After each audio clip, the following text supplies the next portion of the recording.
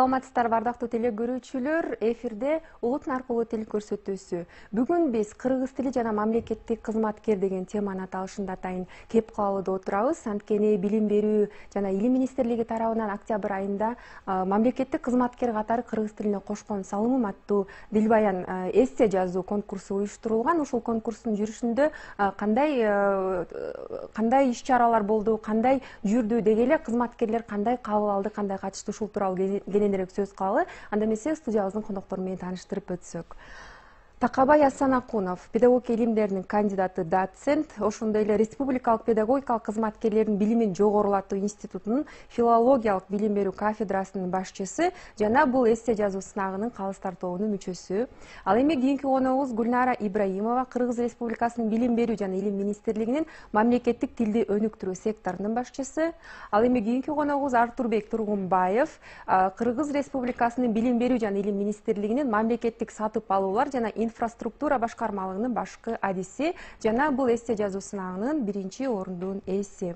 Ал эми кийинки коногубуз Бактыгүл Акулова, Кыргыз Республикасынын билим берүү жана илим министрлигинин лицензиялоо жана аккредитациялоо башкармалыгынын жетектөөчү адиси жана эссе жазуу сынагынын 2-орундун ээси. Студиябызга кош келипсиздер, урматтуу коноктор. Алгачкы сөздү Такабай агай сизге берсем, деги эле мамлекеттик тил дегенде эле бул филологторго тиешелүү бир мындай жүк катары көрүшө, же болбосо ошо кыргыз тилчилер эле тилди өнүктүрөт деген бир элде мындай түшүнүк бар да.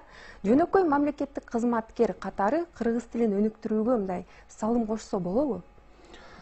Так, рахмат сиздин сурооңузга. Абдан жакшы суроо. Албетте бул мамлекеттик тил, кыргыз тилибиз бүгүнкү күндө өтө актуалдуу. Сиздин берген сурооңузда бүгүнкү күндө ушул мамлекеттик тилди калыптандырууда, өстүрүп, өнүктүрүүдө ушул жеке эле филологдор, тилчилерге гана тиешелүү деген маанайда суроо берип жатат окшойсуз. Бул сурооңузга мындан 30 жыл мурда, мына Кудайыбыздын буйругу менен 1989 жылы 23 сентябрда мамлекеттик тил катары кабыл алгандан беркисин айтайын да. Демек, ошол мезгилдерде чындыгында эле биздин психологиябызда бул тилди, кыргыз тилин өстүрүп, өнүктүрүү бул филолог тилчилерге гана тиешелүү болуп сезилип келген да. Чындыгында филологдор абдан чоң эмгек сиңирип жатышат. Өзгөчө мен айтат элем, бүгүнкү күндө бала бакчадан баштап орто мектептеги мугалимдер, өзлөрү булар чыныгы жоокер катары биздин мамлекеттик тилдин өсүп өнүгүшүнө өзлөрү билбей чоң салым кошуп атышат да. Эми экинчиден, бул мамлекеттик тилди коргоонун деле кереги жок, менин оюмчачы. Бүгүнкү күндө колдонуш гана керек. Ал үчүн эмне кылышыбыз керек? Ал үчүн мына республикабыздагы мамлекеттик кызматкерлердин баардыгы, патриотмун деген адамдардын баардыгы жапа-тырмак бул мамлекеттик тилди колдонуш керек. Себеби биздин тилибиз, кыргыз тилибиз дүйнөдө эң улуу касиеттүү тилдердин бирине кирет да, касиеттүү тилдердин катарына кирет. Мына менин билишимче 2013 жылдагы статистикалык маалыматтарга таянсам, дүйнөдө бүгүнкү күндө 5651 тил бар экен. Бирок ошонун бүгүнкү 21-кылымда дагы 300дөн ашыгы гана официалдуу же мамлекеттик тил катары жашайт дагы. Бүгүнкү 21-кылымда көптөгөн тилдер дагы өлүү тилдердин, унутулган тилдердин катарына кирип атат да. Ушул трагедия Союз мезгилинде биздин тилибизге дагы келген.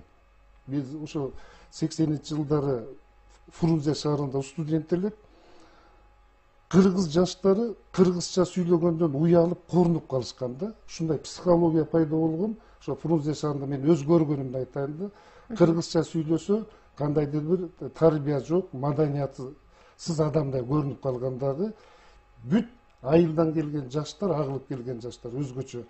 Мейли көчөдө кетип бараттабы, автобустар айылыбыздабы, ой, ужас, кошмар деген сөздөрдү, ушундай бир жаңы орусча сөздөрдү кошуп койсо, бир маданияттуу көрүнүп, ушундай бир өзгөчө көрүнө баштаганда, Кудай Таалабыз бар экен, мына 89-жылдан бери мына азыр биздин бул тилибиз илимдин тили, билимдин тили болуп келе жатат да.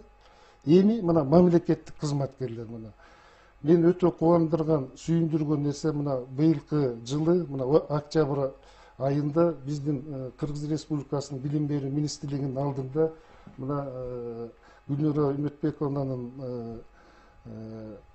демилгеси менен ошо министрликтеги көптөгөн кызматкерлерге билимин текшерүү максатында эссе жаздырдык да. Ошол комиссиянын мүчөсү да болуп, биз эсселерди текшердик. Мен ошо текшерүү учурунда мен күтпөгөн бир күтүүсүздөн көп жакшы нерселерди кабыл алдым да. Көп баягы мамлекеттик кызматкер болуп жүрүп, өзү кээ бир эсселерде жазып атат да, мен өз кесиби бөлөк, филолог эмес, тилчи эмес. Мен кыргыз болгондон кийин, мен сүйлөбөсөм, мен жазбасам, мен кыргыз тилин колдонбосом, ким колдойт, ким колдонуп жазат деген ушундай толкунданткан эсселер да чыкты да. Албетте арасында көңүл коштук, ар бир нерсенин эки жагы бар да, көңүл коштук менен жазылган эсселер бар экен. Ушул эсселердин жүрүшү тууралуу Гүлнара эжеден сурап, анан кийин маегибизди улантпайлы, кандай дейсиз? Гүлнара эже, деги эле ушул эссе жазуу идеясы кандайча пайда болду? Кантип түзүлүп калды, жобо кандай түзүлдү? Ушул жөнүндө айтып өтсөңүз, уюштуруу иштери тууралуу. Албетте, абдан жакшы суроо болду. Биз ушул акыркы 3 жылдардан бери билим берүү министрлигинде иш кагаздарын мамлекеттик тилде жүргүзгөн мыкты адис деген сынакты өткөрүп келатабыз акыркы 3 жылдан бери. Алгачкы жылдар албетте жөнөкөйдөн баштаганбыз. Баягы жөнөкөйдөн татаалга карай процесс. Бул эми алгачкы ирет болгондуктан мындай оор жүктү дароо салып коюш кыйын болду. Ошондуктан алдын ала мындай акырындап көндүрүп келиш үчүн алгачкы сынактар тест түрүндө өттү, суроо түрүндө өттү, бир оюн түрүндө тапшырмалар болду. Мына ошентип акыркы 2 жылдардан бери ушул жыйынтыгын чыгарып келгенбиз. Ал эми быйыл бизде ушундай бир ой пайда болду. Акыркы мезгилдерде биз моюнга алышыбыз керек. Мына ушул маселени дагы Назгүл өзүңөр аябай көп көтөрүп жүрөсүңөр, сабаттуулук маселеси. Бул бизди абдан өкүндүрөт. Чындыгында эле кыргыз тилинде сабаттуу жазуу бул чоң көйгөйгө айланып баратат. Акыркы мезгилдерде моюнга алыш керек. Сабатсыз жазуу, сабатсыздык айрыкча ушул жанакы тексттерди жазууда, иш кагаздарын алып барууда ошол көйгөйлүү бир маселенин бирине айланып келатат. Бул интеллигенция арасында дагы.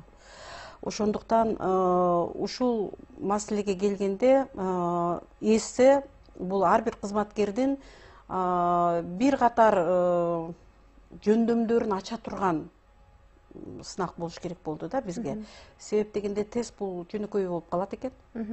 Ал эми ушул эссе жазууда биз жөн гана мен кыргыз тилге кошкон үлүшүм деген теманы алган жокпуз. Эгерде биз анткенде ал баягы ата катары кошкон үлүшүм катары айтат беле, жаран катары жалпы тема болуп калмак. Ошондуктан биз мамлекеттик кызматкер катары кыргыз тилине кошкон үлүшүм деген теманы абдан жакшылап белгиледик.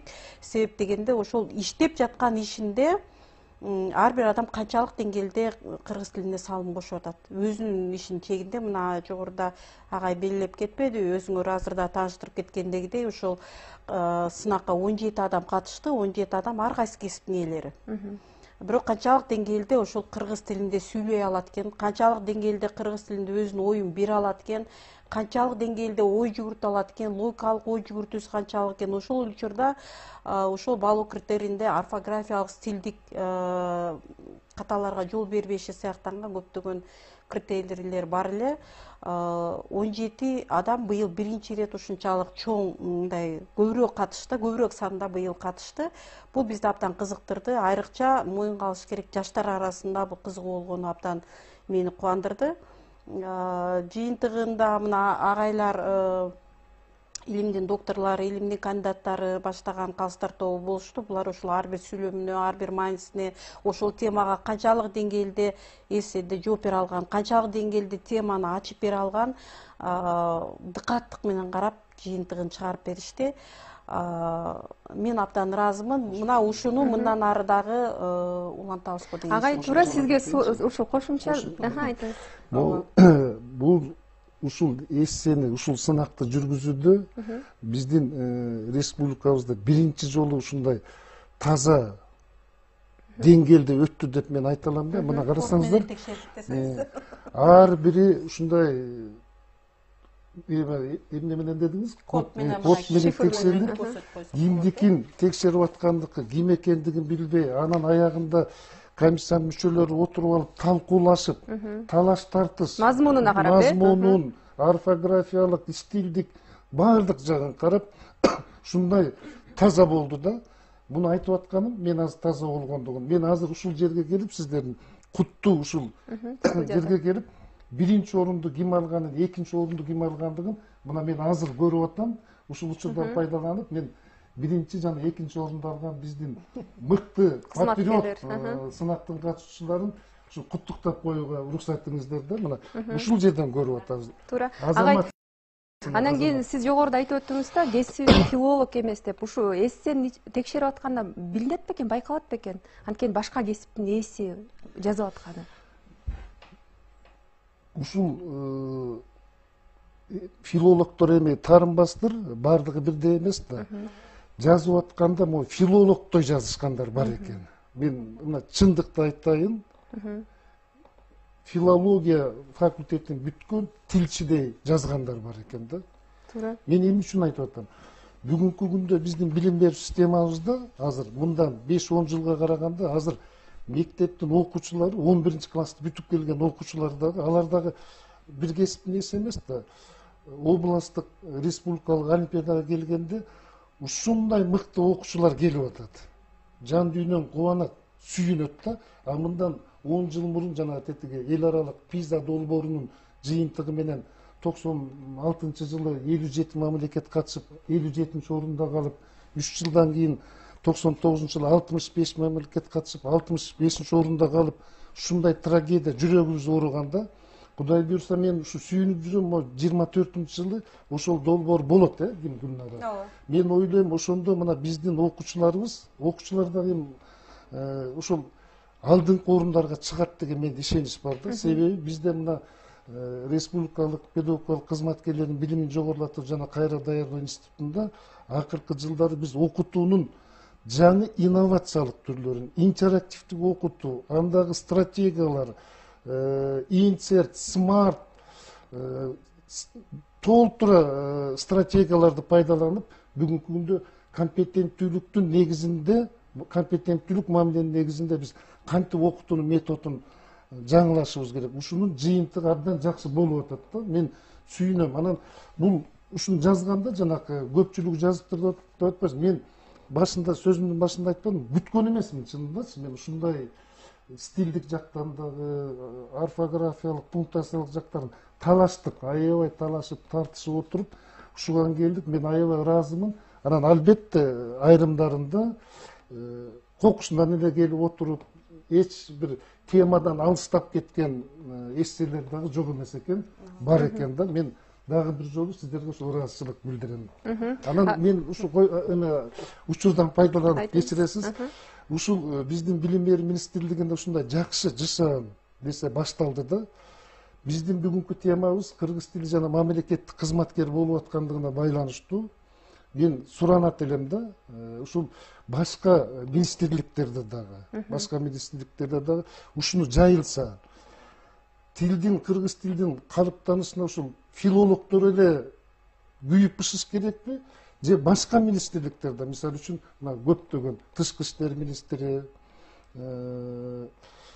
ички иштер министри, экономика министри, эгер угуп атса, ошолор дагы ушундай мамлекеттик кызматкер дагы тилдин өсүп өнүгүшүнө биз саным кошушубуз керек турбайбы?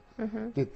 Башка көптөгөн өлкөлөрдө ошол айдис гана эмес, бала бакчадагы баладан баштап тарбиялап өстүрөт экен. Туура, жабыла көтөргөн жүк жеңил болот дейт. Демек, бул кулак кагышыңызда жетет деген ойдобуз.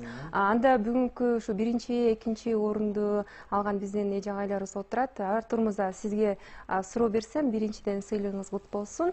Анан кийин ушу мамлекеттик кызматкер катары дегеле бул эссе жазуу сынагына катышуу боюнча кайдан уктуңуз, кандай даярдыктар болду? Ушул тууралуу айтып өтсөңүз. Саламатсыздарбы? Бул сынак боюнча бизге алдын ала маалымат берилди. Ушул министрликтин борбордук аппараттын кызматкерлерине ушундай сынак болот, талаптары айтылды. Анан эми биз жана күндө жумуш менен болуп жакшы даярданганга убакыт болбой калды, бирок ошентсе дагы бир эки күн оюбузду жыйынтыктап эмне жөнүндө, себеби ал жерде эссенин негизги бир талаптарынын бири көйгөйдү ачып берүү болчу. Анан мен көйгөйдү ачып берүүдө бир эки нерсеге токтолдум. Себеби мамлекеттик тил боюнча мыйзам бар биздин. Анан ошол мамлекеттик тил боюнча мыйзамдын аткарылышы боюнча дагы көп бизде көйгөйлөр бар. Мисалы, биринчи ушул биздеги токтомдор, буйруктар, мыйзамдардын биринчи орус тилинде жазылып, расмий тилде жазылып, анан экинчи кыргыз тилине которулганда мындай мыйзамдын дейбизби, токтомдун мындай бир мааниси бир аз кетип калат да. Анан биринчи жазылган тил колдонулууга мындай тез ошол тилде жарыяланып, ошол тилде жарыяланган тилде кабыл алынып, анан мамлекеттик тилдеги чыгарылган мыйзам дейбизби, токтом дейбизби, мындай жакшы таркатылбай калат да. Анан мындай мааниси да жакшы болбой калат да. Ошон үчүн ошол лингвисттер, ошол мамлекеттик органдарда ошол отурган лингвисттерге мындай биздин жетекчилер маани берип, кыргыз тилин мындай популярдуу кыла турган максатыбыз болсо, ошолорду лингвисттерге маани берип, балким биринчи кыргыз тилинде жазылса дагы мындай маңыздуу болмокпу деген ойлорду мен ачтым ушул. Анан экинчиден мен өзүм ошол жогорку кеңеште иштегенде дагы көрдүм. Өзүбүз бир канча юристтер, консультанттар чогулуп мыйзам жазып, анан кыргыз тилинде жазып алып барсаң, мындай таң калуу менен кабыл алышты да, мыйзам кыргыз тилинде дагы жазылабы биринчи депчи. Себеби жалаң орус тилинде жазылып, расмий тилде анан которулчу экен да. Анан ошондой бир таң калыштуу окуя болду. Анан экинчи мен ошо мамлекеттик сатып алуулар бөлүмүндө жана инфраструктура бөлүмүндө иштейм, министрликте. Мамлекеттик сатып алуулар жөнүндө мыйзам кыргыз тилинде мен 2-3 жолу окуп, мындай жакшы түшүнбөй койдум да. Туура баягы көп колдонулбагандыктын себеби болуш керек болчу. Себеби кээ бир сөздөр одоно угулат, кээ бир сөздөрдү таптакыр уккан эмеспиз да. Ошон үчүн мындай мыйзамдарды, ушундай укуктук актыларды мындай жайылтууда, аны мындай колдонууда көп колдоно баштасак, мындай менимче жакшы болот эле деген көйгөйдү ачып бердим. Анан экинчи ушул мамлекеттик органдын жетекчилеринин дагы мамлекеттик тилге болгон мындай салымы чоң экендигин байкадым. Себеби кээ бир мамлекеттик органдарда жетекчилер мындай талапты катуу коет, иш кагаздарын мындай татыктуу, жогорку деңгээлде жүргүзгүлө деген талапты коюлган мекемелерде мындай кыргыз тилиндеги, ошо мамлекеттик тилдеги иш кагаздары аябай сапаттуу да. Окусаң түшүнүктүү, кыска, нуска, мындай бир сен бир эле окуганда мындай катта эмне жөнүндө жазылганын түшүнөсүң да. Жакында эле мен бир кызыктуу окуяны айтып берейин. Бир шаардан кат келди, аткаруучу мен болгондугум үчүн ошо мага келип түштү. Анан окусам, ошол бир кат А4 мындай көлөмүндө толук жазылган кат бир эле сүйлөм экен да. Анан ошол аткаруучу эми аракет кылган мындай сапаттуу жазганга, бирок ошону бөлүп, мындай ойду бүтүрүп, экинчи сүйлөм менен дагы улантып кетсе дагы болмок да. Анан чынында башында окуп баштайсың, бирок аягында чыкканда уже унутуп каласың. Баштапкы эмне жөнүндө экенин унутуп каласың да. Ушундай кызыктуу окуялар болот. Биз өзүбүзгө дагы мисалы бир кат жазарда же бир башка бир укуктук актыны жазарда мындай кээ бир сөздөрдү таппай каласың кыргыз тилинде, ал орус тилинде билип турасың, бирок кыргыз тилинде таппай каласың. Мындай учурлар көп болот. Анан ошон үчүн кыргыз тилин ушул мамлекеттик тилде иш кагаздарын жүргүзүүдө, сапаттуу жүргүзүүдө бул бизге маанилүү. Аябай күн сайын эле ушул проблемага биз мындай тушугабыз. Ошон үчүн бул эссенин мага мындай таасири чоң эле болду. Буйруса жакшы аракеттерди жасап, мындай келечекте дагы мамлекеттик тилде иш кагаздарын жүргүзүүгө, буну популярдуу кылууга мындай аракетибизди кылып салым кошобуз деген ишеничтебиз. Абдан жакшы. Ушул эле суроо менен Бактылуу эже сизге кайрылсам, дегеде кантип катышып калдыңыз, кандай даярдандыңыз жана бул эссеңизге эмнелерди ачып бердиңиз? Өзүңүз дагы бир ирет саламатсыздарбы? Мен ушул ыйык студияда отуруп агайлардын, өзүмдүн коллегаларымдын ой толгоолорун айтып берип жаткан маектерин угуп отуруп, дагы бир жолу ушундай бир ишенимге келгендей болдум да, биздин эне тилибиз, мамлекеттик тилибиз зарылчылыкка айланыш керек деп ойлойм да. Анан ушул министрликтин борбордук аппаратында кыргыз тили күнүнө карата кызматкерлердин арасында тил баян жазуу боюнча иш чара жүргүзүлөт деген маалыматты алгандан кийин, чынын айтсам, Артур мырза айткандай, көпкө чейин ойлонуп жүрдүм да, катышыш керекпи же катышпай эле койсомбу. Мен ушул мамлекеттик кызматта иштеп жатып, биздин жарандарга, биздин билим берүү уюмдарына кандайдыр бир деңгээлде жардам бере алдымбы же эч нерсе аткарган жокмунбу? Бул дил баяндын темасына мен жаза турган материалым барбы деген ой жаралды да. Анан бир топ убакыт ойлонгондон кийин, конечно, эми интернет булактарынан дил баян кантип жазылыш керек, кантип анын маанисин, мазмунун ачып бериш керек. Анан биздин мамлекеттик кызматкерге коюлган атайын талаптар бар да. Ошол мамлекеттик кызматкерге коюлган талапка менин деңгээлим шайкеш келеби деген да ой кетет экен да. Жаш кызматкер болсоң, мүмкүн антип ойлонмок эмесмин. Анан ушул тармагында бир топ проблемаларды, бир топ маселелерди анализдеп чыгып, анан катышайын деген чечимге келдим. Бул дил баянды жазганда менин жүрөгүмдү өйткөн, тил канчалык деңгээлде бизде зарыл болуш керек, тилди кантип колдонуш керек деген маселелерди ошол кагаз бетине түшүрүп, ичимдеги туңгуюк ойду жеңилдетип алуу дагы бир максат болгондой болду да. Анан эми өзүмдүн кызмат ордума байланыштуу мен акыркы 3 жылдан бери ошол биз мамлекетибиздеги 2000ден ашык жалпы билим берүү мектептерин аккредитациялоо боюнча, сапатты баалоо боюнча иш чаралар жүргүзүп жатабыз да. Анан менде ушунчалык мындай нааразычылык, ушунчалык мындай жүрөк өйткөн маселе мындайдан келип чыкты да, биз кыргыз тилине чындыгында көңүл бурбайт экенбиз. Биздин мектептерибиздин аталышы Адилет министрлигинен алган күбөлүктүн орусча бетинде башкача, кыргызча бетинде башкача. Демек котормо туура эмес Бул которуп калган. котормодон дагы ошол жерде жазып жаткан адистин дагы, ошол күбөлүктү дайындап жаткандагы жоопкерчиликтүү адистин дагы, анан ал күбөлүктү алып мектепти жетектеп жүргөн мектептин жетекчисинин дагы жоопкерчилиги болуп атпайбы?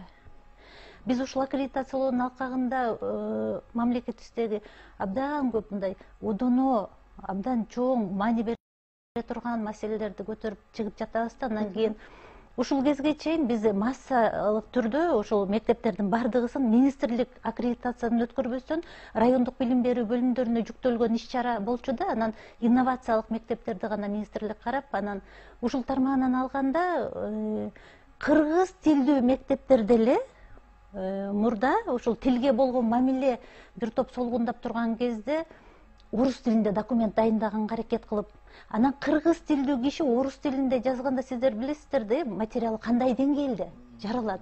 Анан ошондой деңгээлде баа берилип, биздин билимдин сапаты төмөндөп кеткендей болуп жатат да. Анан ушул эссени жазып жаткан мезгилде ошол негизги бир көйгөйлөрдүн бири катары мен ушундай ойду бергим келди.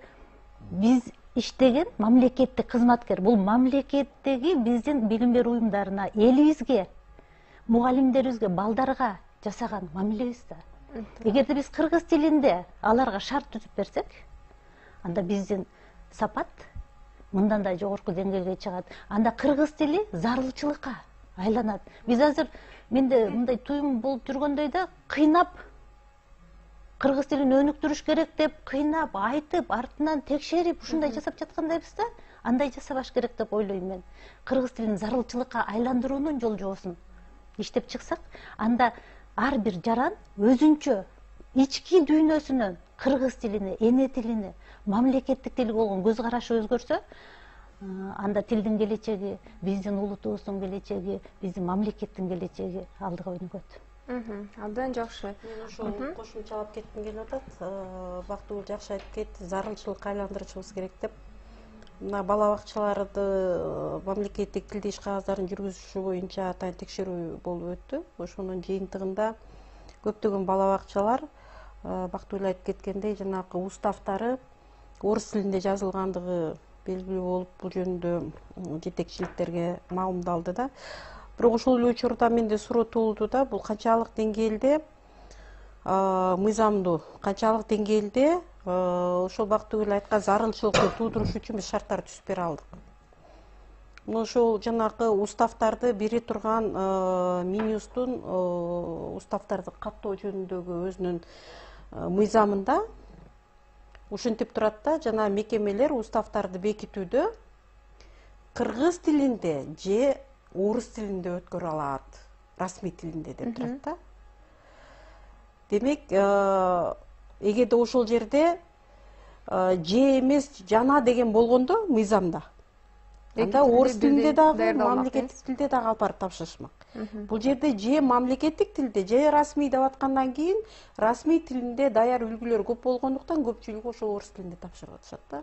Мына ошондой зарылчылыктарды туура айтат Бактыгүл, ошол зарылчылыктарды жаратуу жагына биз өтүшүбүз керек. Бул жагында карай турган маселе аябай көп. Дагы бир ушул учурдан пайдаланып айткым келет, Назгүл өзүнүн башында айтып кеттиңер.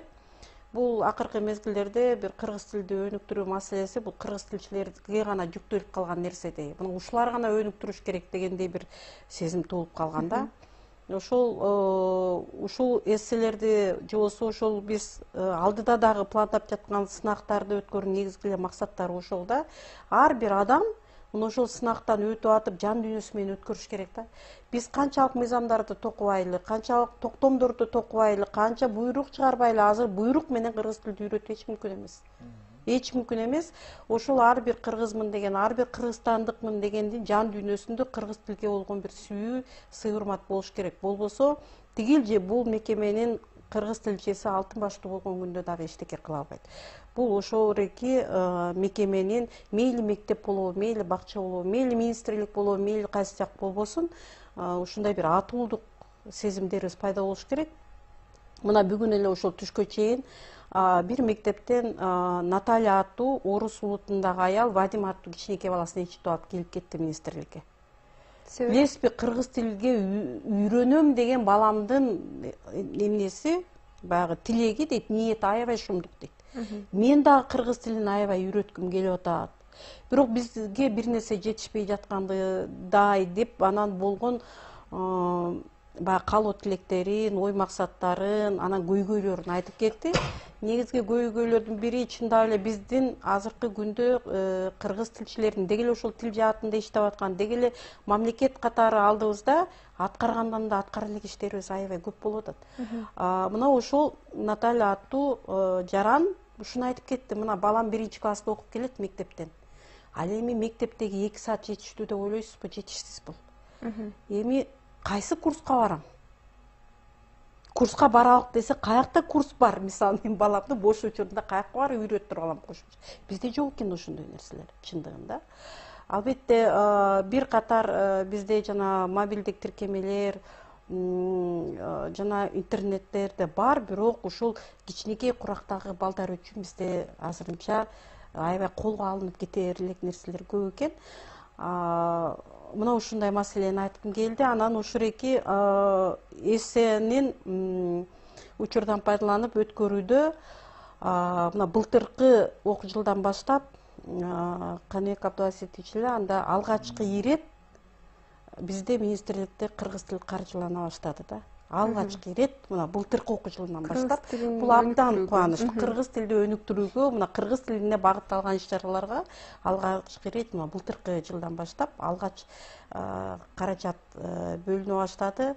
Мен ошол учурдан пайдаланып ыраазычылык билдирет элем ушундай мүмкүнчүлүк түзүп берген адамдарга. Мына ошол биздин кызматкерлерге быйыл алгачкы ирет жакшынакай ошол белектер коюлду. Бирок жанагы финансы министрлигинин тапшырмасына ылайык бул кийинки жылга калып калды. Кудай буюрса ошол биздин жеңүүчүлөр өздөрүнүн татыктуу алган белектерине ээ болушат го деген ишеничтебиз. Ошол шартка байланыштуу келерки жылдын январь-февраль айларында ушул ишибизди биз жыйынтыктайбыз. Жакшы. Агай, мынакей жогоруда Гүлнар эже айтып өтпөдү, зарылдыкты пайда кылышыбыз керек депчи ар бир жаранга. Бирок азыркы күндө бизде окутуу методикабыз бир аз аксап тургандай да. Анткени мейли бала бакчаларда дейлиби, же жалпыга билим берүү мекемелеринде дейлиби, мектептерде, же болбосо жогорку окуу жайларында. Деги эле мамлекеттик кызматкер ушу кичинекей кезинен баштап калыптанат да. Ошол өлкөдө жашайт, ушул мамлекетте чоңоет, ошол өзүнүн эне тили мамлекеттик тилдин негизинде пикир алышат, ошол негизинде ой жүгүртөт. Анан бул окутуу кантип жакшыртсак болот? Окутуу методдорун, усулдарын. Рахмат сурооңузга. Бул дагы кайталайм, мамлекеттик тилди коргоону эмес, аны колдонуш керек. Атпайбызбы? Демек, биздин максат мына эссе, баян жаздырып, ошо мамлекеттик кызматкерлерге жаздырып атабыз да. Чынына келгенде, азыр мамлекеттик кызматкерлердин көбү эссе же дил баян эмес, бир жөнөкөй сүйлөм, же татаал сүйлөм, же багыныкы байланыштагы же тең байланышта татаал сүйлөмдөрдү да бириктирип жаза албайт да. Эми айрымдары, албетте айрымдары. Эми үчүн дегенде бул эссени жазып биз текшерүүнүн алдында менде ой кетти да. Бул кандай жазат болду экен? Биздин окутуу методдорубуз кандай? Мен ушул салттуу окутуудагы окутуу китептерин карап чыктым. Методист катары, бир окумуштуу катары кызыгып карап чыксам, ушу бирден баштап 10 класска чейин, 11ге чейинки авторлору кечирип коюшсун, айрымдары айткандай өмүрүндө мектепте иштеген эмес, өмүр бою жогорку окуу жайында иштейт, бирок мектептин китебин жазат автор. Мына ичимди беттерин ачып карасаң, мен таң калтырганы 15-чи басылыш, 10-чу басылышы деп эле ксерокопия менен жылдан жылга эле. Кийинки беттерин демек заман талабы эске алынбай улам басылып чыгат. Басылып, анан кийинкилерин карасаң эле баардыгында эле мындай да. Эрежени жаттагыла деп турат. Карагыла, бирден 10-чы чейин Союз мезгилинде. Анан көнүгүүнү көчүрүп жазгыла деп атат. Мен баардыгында ушундай да. Демек биз жана мамлекеттик кызматкердин баардыгы жана сиз айткандай ошо мектеп партасынан чыгат да баардыгычы. Ошо мектеп партасын бүтүп, анан жогорку окуу жайын бүтүп, анан мамлекеттик кызматкер болот. А окуу китебибизде туруп атат, жаттагыла деп атат эрежени. Көнүгүүнү көчүрүп жазып, астын сызгыла деп атат. Ал туура эмеспи? Эмне кылышыбыз керек? Демек биз ойлоп көрсөк, окуучуларды биз жана логикалык ой жүгүртүүсүнө, ОЗЭК кебинин, жазуу кебинин калыптанышына биз мүмкүнчүлүк рамкага бербейбиз. салып салганбыз да, себеби окуучуну китептин кулу кылып турбуз да. Себеби мен жана жаза алышпайт айрымдары дегеним. Демек окуучуда да күнөө жок байкуш. Эмне кылайбыз? Эми ал китептегине көчүрүп жазып атат, айтканын кылып атат. Мамлекеттик кызматкер болгондо эссени кантип жазат, баяндаманы кантип жазат. Мен ошого коркуп келдим да. Мындай. Бирок мен жана сиз бербедиңиз суроо. Бирок арасында бар дээринде деген сөз бекер эмес экен да. Дээринде барлар мына мыкты эсселерди жазган экен. Эми сиздин сурооңузга келели. Окутууну кантип жакшыртсак болот, өзгөртсөк болот дейт. Жакшырат. Мына акыркы 5, 7, 8, 10 жылдан бери биздин окутуу системабызда көптөгөн жана биринчи эле интерактивдик окутуу деген кирди. Муну биринчи киргенде көптөгөн кесиптештер койчу, бул баланын оюну экен, садикте ойночу оюнчук экен, бул интерактивдик ыкма деген болбойт деп каршы чыккандар да болду. Бирок бүгүнкү күндө абдан актуалдуу болуп атат да. Интерактив окутуу, мисалы үчүн салттуу окутууда мурда биз жанакы салттуу окутууда мугалим ошо келечектеги мамлекеттик кызматкерлерди деп коечу, мындай образно жана окуучуларды окутканда 45 мүнөт бою мугалим гана сүйлөп, анан аягында түшүндүңөрбү деген суроону берип, анан 1-2 окуучуну сурап, баа коюп чыгып кеткен да. 45 мүнөт чымындын учканы угулуп турсун, тып-тынч отургула деп чымындын учканы болуп турчу да. Анан каяктагы логикалык ой жүгүртүү болот. Балким мугалим мыкты мугалимдер 15 мүнөтүн угушу мүмкүн бала 30 мүнөттү текке кетип атпайбы. Ошондуктан бүгүнкү күндө жана интерактивдүү ыкма деп атпайбызбы. Бул деген эмне? Ушинтер деген ошо аралык, мындай кыскартып айтканда, актив ушу аралыкта туруп, эки адамдын пикир алышуусу, аңгемелешүүсү, диалогу экен да. Ким менен кимдин ортосундагы?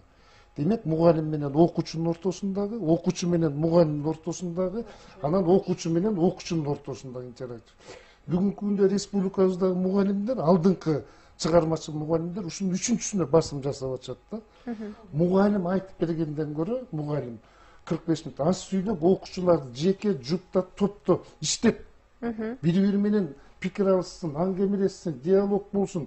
Керек болсо мугалим окуучуга суроо бергенде ошол жообун бүгүнкү күндө туура болсо дагы, туура эмес болсо да кабыл ал деп атабыз. Ката болсо да кабыл ал. А ката кетирүү бул окуучунун ийгиликке жасаган биринчи алгачкы кадам экен. А мурда туура эмес жооп берген окуучу эмне кылчу элек? Эки, отур деп, акмак деп классташтардын көзүнчө аны басып, андан кийин ал окуучуда кайдагы логикалык ой жүгүртүү болот. А бүгүнкү күндө ушул туура эмес ката жооп берсе, фасилитаторлук кылып, ай Ташматов, карачы, могу сенин жазган эссеңде же сүйлөмүңдө түзүк эле жазгансың. Сен дагы ушуган дагы бир сөздөрдү кошчу. Мен ишенем, Ташматов, сенден мыкты сүйлөм чыгарына ишенем. Жазы кой. Жана формативный оценивание деп коет. Калыптандыруучу баалоо жүргүзсөң, ошол пассивдүү окуучу мен ишенем деп атпайбы мугалим. Демек, биринчиден, маган дагы эжейим ишенет турбайбы дегенде жан дүйнөсүндө кубануу, сүйүнүү сезими пайда болуп атат. Экинчиден, ошол айткан сөзү менен классташтардын арасында эмне болду? Анча-мынча болсо дагы кадыр барып бүттү. Демек, азыркы учурда окуучулар мына Гүлнара мурункуга караганда алдыга жылып атат. Жана мен сөзүмдүн башында айтпадымбы? 24-жылы буюрса мына Пиза долбоору, эл аралык долбоор. Ошол конкурсунда биздин окуучулар катышса мен ишеничтүү айта алам. Акыркы орунда эмес, ортоңку орундарына жетерине. Бүгүнкү окуучулар азыр аябай мыкты жөн, мугалимден мыкты, кечирип коюңуздар, аябай мыкты окуучулар келип атат да жана олимпиадаларга. Демек, биздин окутуу методдорубуз, усулдарыбыз бүгүнкү күндө интерактивдин уландуусу катары компетенттүүлүк дегенге кирдик. Бул эмне компетенттүүлүк? Демек, өзгөчө мамлекеттик тилди окутууда биз азыр компетенттүүлүктү 3кө бөлүп атабыз. Компетенттүүлүк бул билгичтик деп атабыз. Мамлекеттик тилди тереңдетип окутууда эмне кылышыбыз керек? Биринчи тилдик компетенттүүлүк, экинчи коммуникативдик компетенттүүлүк, үчүнчү социалдык маданий компетенттүүлүк. Вот мына. Демек, тилдик деген ушул тилди үйрөнүп аткан адам тилдин грамматикасынан анча-мынча болсо да билиш керек. Экинчиси коммуникативдик. Баалашыш керек, пикир алыш керек. Анан ушул кыргыз элинин улуттук салтын, маданиятын, сөздүн баалуулугун билиш керек. Мына компетенттүүлүк. Биз бүгүнкү күндө мына азыр республикабыздын бардык тармактарында ушул компетенттүүлүк деген термин кирип, бул дагы өзүнүн күтүлүүчү натыйжаларын мыкты берип жатат деген ойдомун да. Биз чүнчүбөшүбүз керек. Кыргыз тили антип атат. Мен кечирип коюңуздар, кээ бир гезиттен, кээ бир телелерден тилге тиешеси бар, тиешеси жоктор деле кыргыз тили болбой баратат, чөгүп баратат, жоголуп баратат дегендерге мен таң калам да. Жок, андай эмес. 89-жылдан бери, Кудай буйрса, көрүүчүлөргө айтып, кыргыз тили азыр жана башында айттым, илимдин да, билимдин да тили болуп келатат. Мурда мындай болгон эмес. Туура агай, ушул теманы улай эле мамлекеттик кызматкерлерден да сурасак, Артур мырза айтсаңыз. Деги эле мамлекеттик кызматкер мамлекеттик тилди билиши шарт. Ал үчүн эмне иштерди жасаш керек? Деги эле мамлекет тарабынан ошол тилди билүү шарт түзүлгөнбү? Деги эле ошо иш кагаздарын кыргыз тилинде жүргүзүү боюнча шарттар түзүлгөнбү? Шарт же сиздерге бир нерсе да жетпей атабы мамлекеттик кызматкерлерге? Бул жерде шарт бар. Мамлекеттик кызматкер катары иш кагаздарын, ошол эле укуктук актылар менен иштөөдө бардык эле шарттар бар. Менимче ушул баягы СССР Союз таркагандан кийин бизде айрыкча Борбор шаардан чыккан жанагы ошол эле укуктук актылар дейбизби, кандай бир иш кагаздар болсун, биринчи орус тилинде кетип атпайбы баягы. Бул жерде деле мамиле да, кайдыгерлик. Ошону эле кыргыз тилинде, мамлекеттик тилде жасалганда, менимче жогорку органдан эгерде расмий тилде барган болсо, ага жооп дагы расмий тилде кетиш керек. Анан ошентип эле көбүрөөк баягы расмий тилде баягы пикир алышуу, жанагы дело производства деп коебузго, иш кагыздарын жүргүзүү ошол расмий тилде кетип калып эле, анан мамлекет кызматкерлер дагы демек баягы расмий тилде жооп бериш керек, расмий тилде жазыш керек деген мындай түшүнүк бар да, ушул түшүнүктү биз талкалашыбыз керек. Анан жана кыргыз тилинде дагы мындай иш кагаздарын жүргүзүүдө мындай бир балким ушундай мына бул конкурстагы, сынактагы жакшы мындай бир мотивация болду биз үчүн. Мындай ушундай бир иш-чаралар болуп туруш керек. Себеби чынында баягы мамлекеттик тилде сапаттуу жазгысы келген кызматкерлер бар, бирок алар кантип сапаттуу жазсак болот деп үйрөнө турган адамдарды да издеп калган учурлар бар да. Себеби биз бир бөлүмдө бир 3-4 кызматкер чогуу турабыз, анан мен бир иш кагазын жазып атканда сөзсүз бир издеп калам да, бир сөз издеп каламын, же бир оюмду жыйынтыктап бере албай каламын. Ошондо мындай талкуулаганда эгер арабызда бизден дагы сапаттуу билген бирөө болгондо, адис болгондо, балким бизге дагы үйрөтмөк да. Мындай ушундай иш-чаралар менимче көбүрөөк болуп туруш керек. Менимче бир аз мындай жетекчиликтерден деп жана башында айттым го, жетекчилерден көз каранды, жетекчилер мындай талапты коюп, ушундай бир сынактарды, окутууларды, бир ушундай квалификацияларды жогорулатып турсак, ушул мамлекеттик тилде иш кагаздарын жүргүзүү боюнча, менимче мындай жакшы болмок. Бактылуу эже, ушул эле суроо сизге. Бул тармагында мен жеке пикиримди билдирип кетким келет. Мамлекеттик кызматкер мамлекеттик кызматка конкурстук негизде келет. Ооба. Бул деген эмнени билдирет? Мамлекеттик кызматта мамлекеттик тилди билүү шарт болгондон кийин кандайдыр бир деңгээлде тилди билген киши мамлекеттик кызматка конкурстан өтүп, анан бекитилип жатат да. Анан сиздер билесиздер, бизде экзамендерди тапшырып турат, деңгээлдери боюнча А деңгээли, Б деңгээли деген деңгээлдер боюнча экзамендерди тапшырып турат. Бирок мамлекеттик кызматкер дагы адис катары квалификациясын жогорулатууга муктаж. Бул өзгөчө көңүл бурчу маселе да. Кыргыз тилинде жазуу өзүнчө турган маселе. Анткени Артур мырза айткандай, кайрылуу кыргыз тилинде келсе, кыргыз тилинде жооп бериш керек. Кайрылуу орус тилинде келсе, расмий тилде болсо, анда расмий тилде жооп бериш керекпиз. Эми мамлекеттик кызматкердин квалификациясын жогорулатууда бир нече маселе бар. Бул тарабынан менин коллегам агай туура түшүнөт болуш керек. Мыйзамдар тармагында, мамлекеттик кызматкерге коюлуучу талаптар тармагында, анан иш документтерин делопроизводство деп коебуз. Мурда Союз КС, биз баарыбыз Союздун балдарыбыз да. Союз КС ушул иш-чараларды жүргүзүү боюнча инструкциялар болот эле. Атайын кичинекей китепчелер болот эле, нускамалар болот эле. Мен ушул тармагында ушул мамлекеттик кызмат үчүн даярдалган методикалык жардамдарды көрбөй келем. Анан дагы бир өзгөчө бир маселе, кыргыз тилинде эркин ой жүгүртүп, маселенин түйүнүн түшүнүү бул мамлекеттик кызматкер үчүн жөнөкөй эле, кадимкидей эле талапка айланыш керек да. Эгерде биз маселенин түйүнүн кыргыз тилинде ушул тилибизде түшүнбөй жатсак, анда биздин кабыл алган чечим башка тарапка кетип калышы ыктымал. Анда биздин берген жооп арыз берген кишини канаттандырбай калышы ыктымал да. Анан бул тармагында сөзүмдү мындай негизде жыйынтыктагым келип жатат да. Мамлекеттик кызматкерлер үчүн шпаргалка деп коебуз го, колдонмо материалдар абдан көп да. Мамлекеттик кызматкер эркин кат жазып жөнөтүүгө мындай көп укук берилбейт да, анткени мыйзамдын чегинде, өкмөт тарабынан бекитилген токтомдордун чегинде, ошол токтомдогу талаптарды токтомдо бекитилген сөз менен колдонуш керек. Ал эми кыргыз тилинде кабыл алынган укук ченемдик актынын сапаты жана биз айтып кетип атабыз да кыргыз тилине которулганда бир топ мындай одоно учурлар Маанисинен алыстап кетиши мүмкүн, анан кыргыз тилиндеги нуска колдонулбастан орус тилинде нуска колдонулуп атат деп айтып жатабыз да. А бизде мыйзам бар да. Укук жана эмдик акты кыргыз тилинде, орус тилинде эгерде бири-биринен айырмаланып калса, анда кыргыз тили түп нуска болуп саналат. Анда биз туура эмес болсо да кыргыз тилди колдонууга мажбур болуп атпайбызбы? Бул тармаанын негизи аткара турган жумуштар абдан көп да. Жакшы. Адис болуп, Гүлнар эже, кыргыз тилчи эмес, адистер аткара турган жумуш. айтсаңыз, мынакей бул ошо билим берүү министрлигинин кызматкерлерин аябай кызыктырган эссе жазуу сынагы болду. Анан кийин жогоруда агай айтып өтпөдү, бул башка тармактарга да, башка министрликтерге да жайылтылса депчи.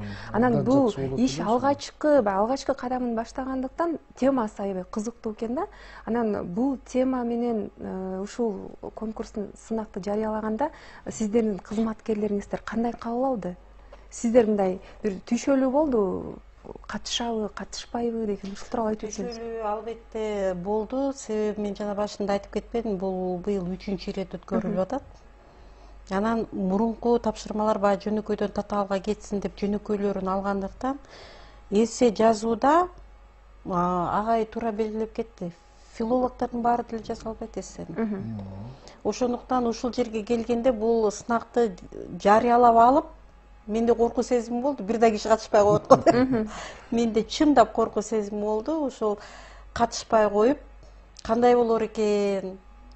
Жанакы байки фондорлорун жакшынакай кылып алдык элек, эмне болот эми пландаштырып алып деген. Бирок мен ошол учурдан пайдаланып биздин кызматкерлерге чоң ыраазычылык билдирет элем. Айрыкча жаштар аябай мындай кызыгуу менен катышып беришти, аягына чейин отурушту. Мен ушуга абдан кубанамын. Ошол азыр Бактыгүл айтып отурса, ойлоп атам, ошол кийинки жылдары дагы муну дагы татаалдантып, жана зарылчылыкка алып келе тургандай деңгээлде дагы уюштурсакпы? Эмне үчүн ошол 23-үндө мисалы мен азыр кесиптештерим менен күндө отуруп алып кыргыз тили жөнүндө деле сүйлөшө бербейт экенбиз. Бирок мына ошол студияда отуруп, Артур менен Бактыгүлдүн айтканын угуп отуруп, эмне үчүн ошол 23-үндө жанагындай бир конференция сыяктуу кылып, анан кыргыз тилчилер деле кыргыз тилди даңазалай бербей, эмне үчүн ошондо Бактыгүл чыгып сүйлөөгө болбосун өзүнүн кичинекей баяндамасы менен, мисалы өзүнүн тармагы боюнча, эмне үчүн Артур чыгып ушул айтууга болбосун? Мүмкүн башка бир бөлүмдүн дагы өкүлү ошол өзүнүн тармагындагы кыйынчылыктар жөнүндө, ошол өзүнүн тармагы боюнча терминдердин кыйынчылыктары жөнүндө, которууда эмне кыйынчылыктар болуп атат? Ар бир бөлүмдөн ошо бирден кызматкер чыгып айтса, бул андан бетер кызыктуу болчу да экен да. Мен азыр анда отуруп ойлонуп атам.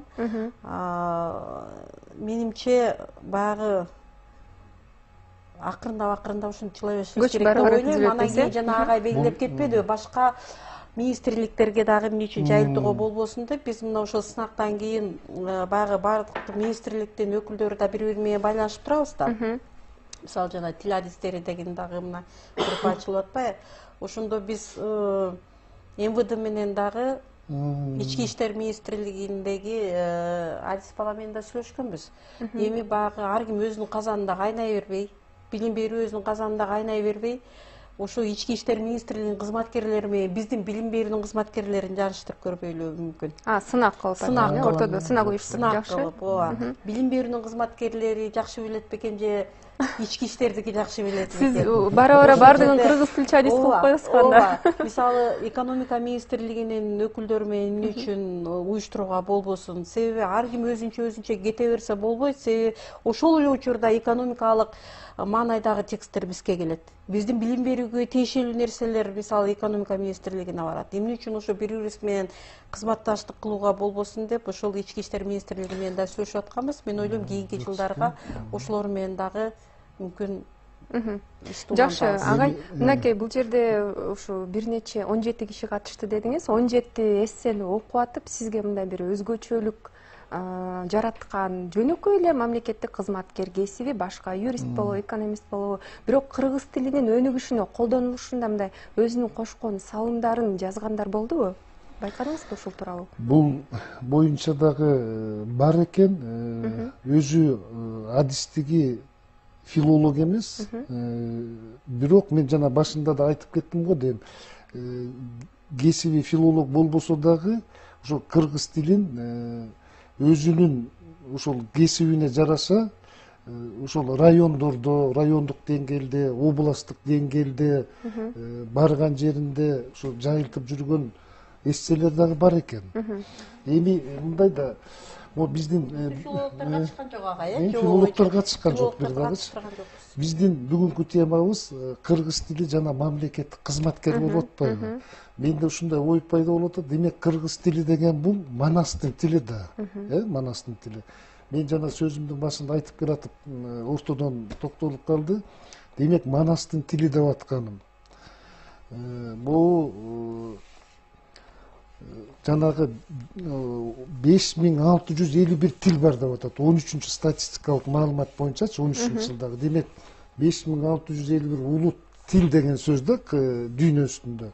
Демек ошол элдердин ичинен эң улуусу, касиеттүүсү кыргыз тили деп атпайбызбы? Мына демек мен ошо мамлекеттик кызматкерлер жөнүндө айткым келип атат да.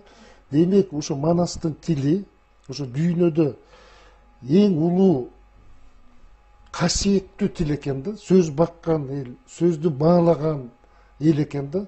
Муну мисалдарды келтирип отурсак азыр көпкө кетет сөзүбүз. Бир эле мисал келтирип көрөйүнчү. Мына 96-жылы Гарвард университетинде дүйнөлүк деңгээлдеги эң чоң бир илимий симпозиум өтөт да. Ошол симпозиумга ошол кездеги биздин алгачкы туңгуч президентибиз Аскар Акаевич барып катышат.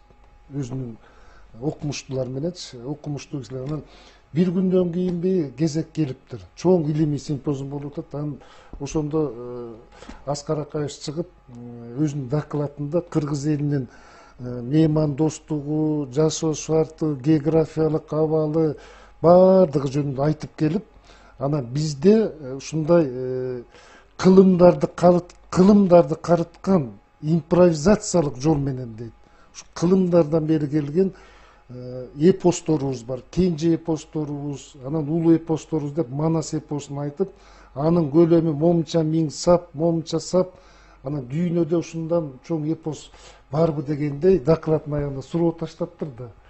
Анан ошондо дүйнөнүн баардык жеринен келген мен деген академиктери, окумуштуулары, президенттери бирөө да кол көтөрүп, Акаевич жаңыласын деген эмес экен да. Эмне үчүн? Себеби жок да, жок. Ошондо ошол Гарвард университетиндеги илимий симпозиумдун катышуучуларынын баардыгы кыргыз элинин улуулугуна таң берип, таазим берген экен да. Гиннес китебине кирип атат да. Гиннес китебине кирип атат. Мен эмне үчүн буга токтолуп атам? Демек, менде бир ой келип атат да. Бүгүнкү темабыз кыргыз тили жана мамлекеттик кызматкер дегенден кийин, бул эссе, дил баяндар жакшы. Муну менен дагы мынчалык алдыга жылышыбыз мүмкүн. Менин оюмдачы ушул мамлекеттик кызматкерлердин баардыгын, кайсы министрлик болот, баардыгында ушул келечекте ушу мен Манас эпосунун үчилтигинин бир вариантын окумайынча, таанышмайынча, аны түшүнүп, колдонуп, талдап, бааламайынча мамлекеттик кызматкердин босогосун аттабаймын дегендей бир. Бирок агай эске алуу да керек, башка улуттун өкүлдөрү да бар да ал жерде. Мен оюмда кетип атат да, себеби Манас деген бул кыргыз элинин энциклопедиясы да. Анда деген мамлекет деген эмне, мамлекетти кантип башкаруу керек, достук деген эмне, тууган деген эмне, конокко кантип барыш керек, кантип тосуш керек, баардыгы бул Манас эпосун окуп чыксак, мына сиздер мына мен өкүңөрдү окуйт деп ишенем да, мына биринчи, экинчи орунду алып атпайсыңар. Ошондо дагы мына мамлекеттик кызматкерлерге дагы бир стимул же бир жакшы нерсе болобу деп ушу кээде ойлоп коем да, ушуну бир баардыгы мына мен кыргыз дегендер окуп чыксак деп. Абдан жакшы сунуш экен, эске алса болчу да экен. Улап кетейин мен Назгүл. Өткөндө ошол дөөлөт 14 сааттан ашык убакыт өткөндөн кийин биздин министрлик алгачкылардан болуп Дөөлөт Сыдыков менен жолугушуп уюштурдук да, биздин кызматкерлер менен. Мен да бир таң калтырганы ошол баягы демейде жумушум көп же жумушум бар эле деген кири чугуулар болсо, мында ошол Манас менен жолугушууда аягына чейин кыймылдабай отурушту да. Баардык кызматкерлер ошол кызыгуу менен угуп, суроолорду берип, мунун өзү агай абдан туура белгилеп кетти. Бул Манастын духу такыр башка да. Ошол мына ошол багытта биз ошо жолугушууну дагы уюштурдук. Экинчиден агай туура белгилеп кетти. Ар бир кызматкердин жүрөгүндө ошол Манас руху ойноп турбаса, ар бир кызматкерде кыргыз тилге болгон бир сүйүү сезим болбосо, кыргыз тилге болгон бир сыйлоо мамилеси болбосо, биз кандай реформаларды жасабайлы, кандай иштерди жасабайлы, кандай программаларды жасабайлы, мунун баары бир тыйынга арзыбай калат да. Биз улут катары ошол нерсеге эң биринчи маани беришибиз керек да. Артур мырза, айтсаңыз, сиздин өзүңүздүн эссеңизде жазган экенсиз, жана жогоруда айтып өттүңүз, ушу иш кагаздары кыргыз тилинде деги эле мыйзамдар биринчи расмий тилде жазылат, анан кийин кыргыз тилине которулат депчи. Ушуну биз кантип жөнгө салсак болот? Негизи эле мыйзамдарды биринчи кыргыз тилинде жазгыла, мамлекеттик тилде жазгыла деп. Бизде жана Гүлнара Үмүтбековна айтып кеткен бир-эки мыйзамдарда көрсөтүлүп калган орус жана кыргыз, орус же кыргыз тилинде деген нормалар көп жерде бар. Булчу мисалы кээ бир жерде ошо мамлекет кызматка кирип жатканда же бир кааласаң орус тилинде, кааласаң кыргыз тилинде дегендей ушундай бир нормалар киргизилип калганда, бул ошол мыйзамдарда деле мисалы колдонгондо орусчасын колдонсоң болот, расмий же мамлекеттик тилде колдон деген ушундай нормаларды карап чыгыш керек. Бул ушундай бир кемчиликтер бар бизде. Анан мамлекеттик деңгээлде мындай бир ушундай популяризация дейбизби, ушундай бир пропаганда дейбизби, ушундай бир нерсени жүргүзүшүбүз керек ушул саясатты. Менимче ошол кыргыз тилинде, мамлекеттик тилде баарыбыз эле сүйлөйбүз. Бирок ошол эле учурда мындай иш кагаздарында, ошол токтом мыйзамдарда мындай расмий тилде өтүп кетип атабыз да. Ошон үчүн оңдосок болот буну. Менимче бул бир мындай мектеп директорунан эмес, мындай жогору жактан дагы башталыш керек бул нерсечи. Себеби талап канчалык жакшы болсо, менимче бул проблеманы жоёбуз да. Мисалы, ушул иш кагаздарын жазганда, мисалы, Кыргыз Республикасынын өкмөтүнүн тапшырмасына ылайык деп мындай узартып жазабыз го. Мисалы, мен негизи сөзсүз эле кыргыз тилинде сүйлөш керек эмес. Биз азыр дүйнөлүк тилдерди өздөштүрүш керек деген мындай тарапты колдойм негизи. Англис тилинде көбүрөөк мындай биз балдарды үйрөтүшүбүз керек.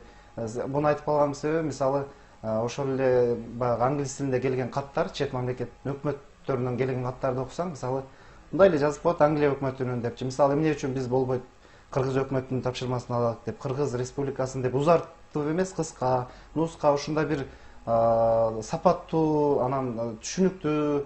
Мисалы, сиз өзүңүз журналистсиз, мисалы, журналистиканын тилине деле мындай жакындашкан бир ушундай бир каттарды, мыйзамдарды, токтомдорду ушундай жүргүзгөнгө өтүшүбүз керек. Менимче. Анан мен бир байкаган нерсем, мен жана агай айтып атпайбы, 80-жылдары аябай орус тилине басым жасалып кеткен депчи. Анан эгемендикти алгандан кийин кыргыз тилине басым жасалып жакшыра баштады деп. Бирок мен дагы бир көйгөйдү байкап турам да. Мен өзүм балам азыр 6 жашка чыгып калды. Биз үйдө кыргыз тилинде сүйлөшөбүз, келинчегим дагы, бирок ал орусча, бала бакчада дагы кыргызча эле барат, бирок ал орусча сүйлөйт да үйдөчү. Себеби ошол техниканын заманы болуп баратат. Демек, дагы бир көйгөй келип чыгып атат бул жерде. Жаш муун мындай интернет аркылуу эле башка тилдерди өзгөчтүрүп, дагы эле ошол өзүбүздүн тилге болгондой мамиле калып кетип атат да. Демек, биз бул жерде дагы техника жана заман тогошуп атат азыр. Ошон үчүн бул көйгөйлөрдү дагы эске алышыбыз керек деп ойлойм. Абдан жакшы маек курдук, урматтуу коноктор, студиябызга келип убактыбызды жетиштеп койгула. 1 минут кошумча. Жок, убактыбыз бүтүп калды. Аябай кызыктуу маек курдуңуздар. Чоң рахмат. Ардактуу теле көрүүчүлөр, ушуну менен бүгүнкү берүүбүздү жыйынтыктайбыз. Кандай болсо дагы ар бирибиз мамлекеттик тилде так, сабаттуу жаза билели. Кайрадан эфир аркылуу амандашканча саламатта туруңуздар.